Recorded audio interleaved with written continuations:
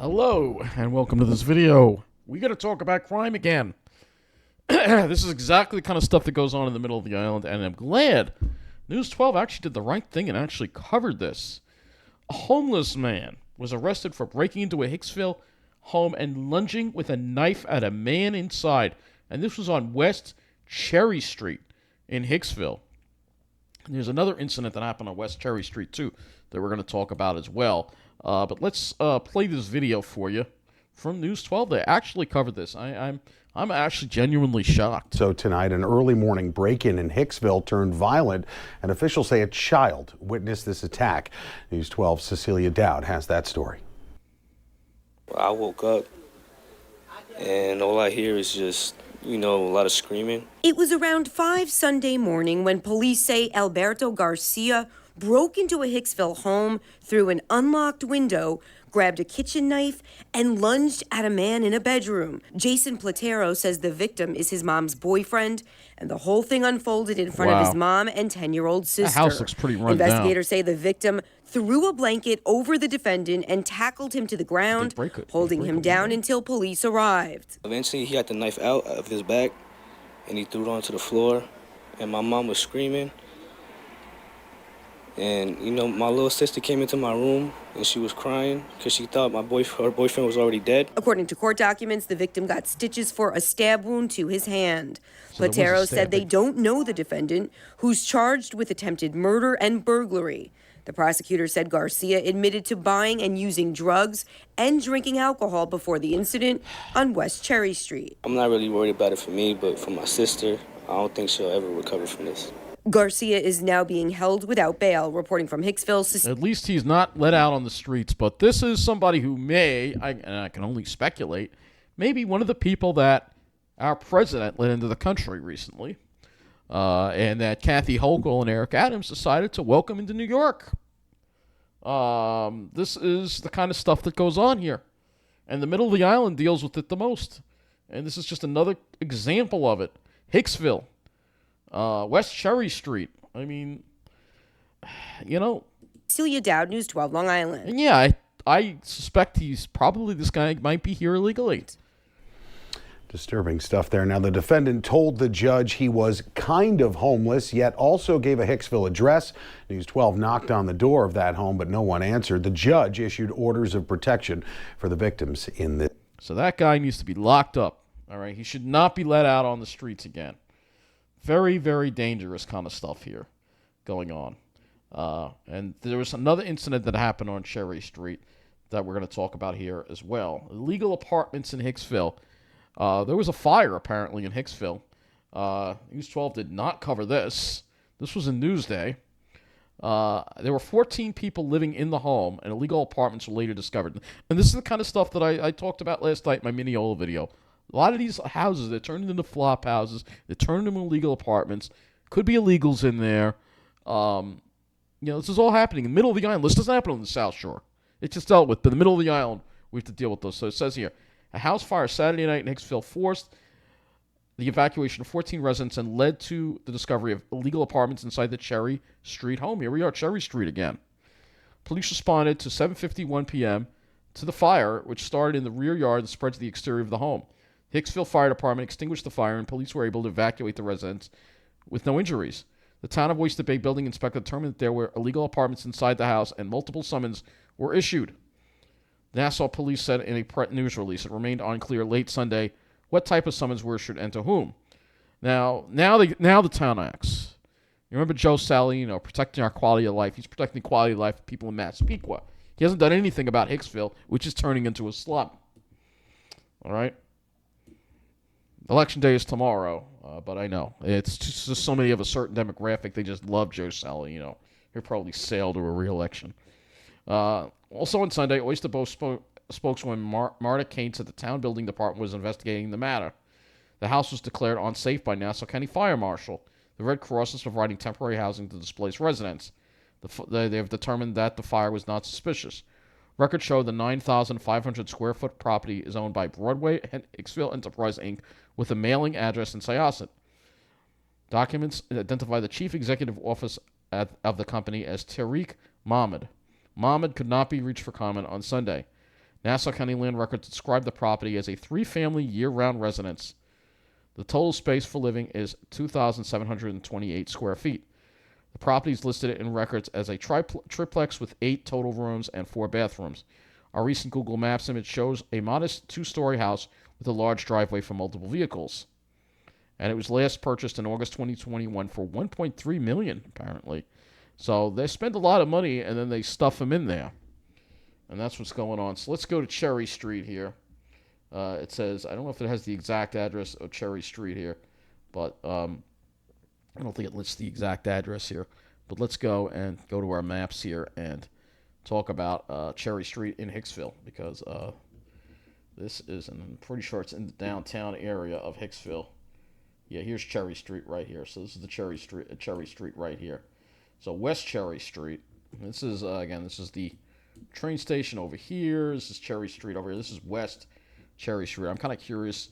Let's go back to the News 12 article here. So they showed the street sign, so I'll be able to figure out where this exactly happened. West Cherry Street and something K Road. So let's see. West there's a K there. So Frederick probably Place. So it's probably just by very close to the library in this area right here. So just off Jerusalem Avenue right here. This is where it happened, right over here probably. Yeah, they showed Frederick Street, so that's the K, Frederick Place. So it's probably this house right here that got attacked. But this is the kind of stuff that goes on in Hicksville. This is the kind of stuff that goes on. This is what's going on in the middle of the island. This is the problems you have. They're dumped here. They're not put on the South Shore. Joe Saladino wants to make sure of that. So I might as well call out Joe Saladino in this video as well, and I will, because he hasn't done crap about Hicksville at all. The other article, as far as illegal apartments in Hicksville, they act now after the fire. They should have shut it down first. I'm sure there were complaints, but they don't do anything until after the fact. So let's see, illegal apartments inside the Cherry Street. Oh, this is Cherry Street home. So apparently there's a Cherry Street in Hicksville too. So now, alright, so it's not Cherry Lane, it's Cherry Street. Well, this is Cherry Street. I'm sorry, Cherry Street. So I'm calling Cherry Lane, Cherry Street. My mistake. So it says Cherry Street. It doesn't say West Cherry Street. It just says Cherry Street. We don't know if it's West Cherry Street or East Cherry Street. But we can take a look and see what this is. What it looks like right here, over here, and I don't know. They don't have pictures. They don't show exactly where it is. But this is the street. This is East Cherry Street. And you know how many people living in these houses here. I don't see any trash, though. This was taken in 2017, though. This is a very old street view. This neighborhood has changed a lot for the worse. 2017, it wasn't bad, but now they stuffed all the illegals in there now. This is West Cherry Street, so we can look at this area here. Maybe it's, no, it's just got churches over here. I don't think we have any apartments at all. You can see it's pretty run down. This has been closed for ages. Again, this is 2021 now that this is being shown as on the street view. But yeah, this whole area is just being redlined. You know, it has been redlined. They moved a lot of the problems in here, and a lot of these older houses there, they're putting illegals in there. They're stuffing them in there. You know, and the town looks the other way. They don't do anything. Oh, it's Hicksville. We don't care about Hicksville. It's not a lily white neighborhood like Massapequa, so they're not going to care. You know, Joe Saladino doesn't care. Joe Saladino doesn't care. This guy's running for re-election again. All right, he's running for re-election. He's going to win. Say protecting our quality of life. Let's see if we have his campaign here. Campaign site. Of course, Newsday endorsed him again. Well,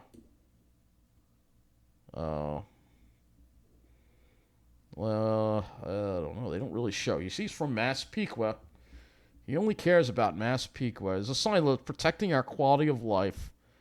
Instagram. Maybe he had like a little sign protecting our quality of life. I'm surprised he doesn't have a website campaign or something. I'm surprised that doesn't pop up in here, because you figure he would have a website.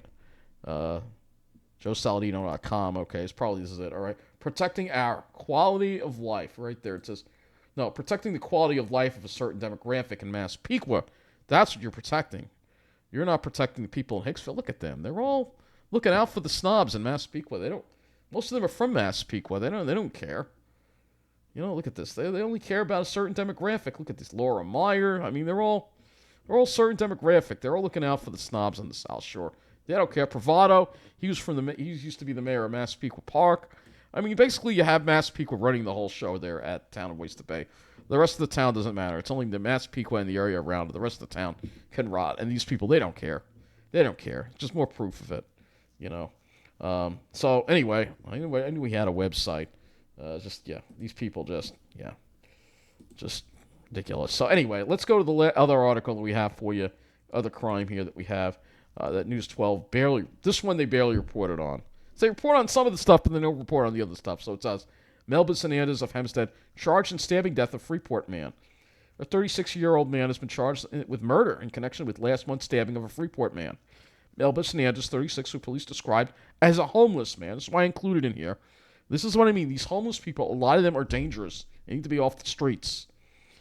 He's a homeless man from Hempstead, is charged with murder and criminal possession of a weapon in the stabbing death of Marian Rivas Aguilar, 53, on October 21st, police said. So you notice the theme here. It's that people of color deal with the most of the crime, all right, because the crime is coming to their communities. It's not in the lily white communities, all right? So for those who like to shout that I'm racist, what's going on is pretty racist, that you dump all the problems in the communities of color while all the white people are protected. I think that's really racist. That's why I'm calling it out. That's why police were called to a Jackson Avenue home that Saturday at 5:35 a.m. and found Rivas Aguilar in a stairwell, bleeding from apparent stab wounds and unresponsive. He was pronounced dead at the scene by a medical professional. Hernandez is scheduled to be arraigned Monday at First District Court in Hempstead. So this is the kind of crime that people deal with in communities of color, folks. All right, and if you're not in one of those little enclaves, with these people here, well, I'm sorry, you're going to deal with this crime, and it's only going to get worse until we speak up and get rid of these corrupt people out of office. But we all know it's not going to happen for the town of Oyster Bay. He says, launch quality initiatives to tear down zombie homes, enhance parks. Yeah, all for the South Shore. Look at Hicksville. It looks like a war zone. This guy is so full of it. But he'll get reelected again because we don't know, the snobs control everything. So that's it. Thank you for watching, and good night.